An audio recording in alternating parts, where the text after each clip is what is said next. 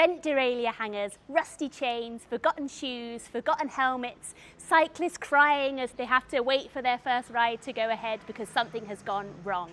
In this video, we're going to look at the top mistakes we see when cyclists travel with their bike. Running a bike shop here in Girona, we have seen everything, and I'm going to share some of these common mistakes and how to avoid them with you. Mistake number one is seeing people show up with a bike that they have not ridden in months, let alone have service before the trip.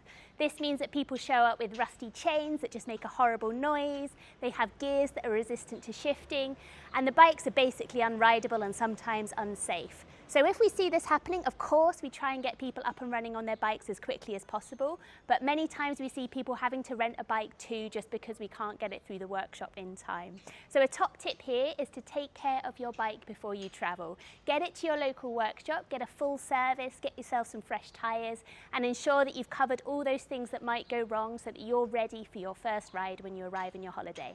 One of the most devastating things we see when people arrive here is bent derailleur hangers. This happens when the bike gets hit during transit, so you can have an impact from another case on the plane, and the derailleur hanger is essentially bent. So what we recommend that you have to do is you must bring a spare derailleur hanger for your bike. This is really specific to your bike, and it's not something that we can help with in the moment unless you're lucky enough to have the same model of bike that's in our rental fleet, where of course we have spares.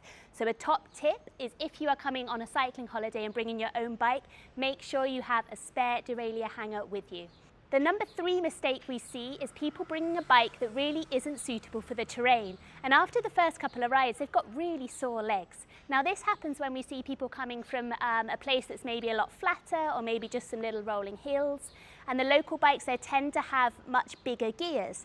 This happened to Lee and I when we first moved to Girona. We came on standard gearing with a tiny cassette, and very soon, even though we were racing, we switched to a compact setup with as big a cassette as possible. So do think about your gearing before you come to a cycling destination that's got big hills.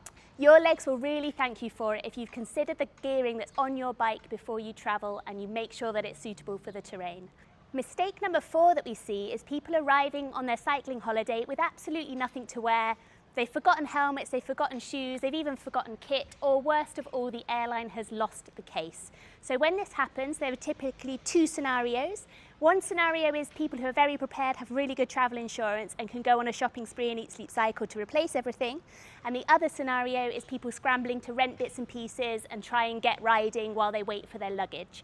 So a top tip here is to make sure that you've got at least one set of cycling kit in your hand luggage. Travel with your helmet, travel with your shoes, travel with one set of cycling kit, and at least you can get out on that first ride. The last biggest mistake we see is people coming back from rides with nightmare stories of ending up on big main roads. Now this typically occurs because people haven't done their homework and they haven't come with a GPS with European maps loaded.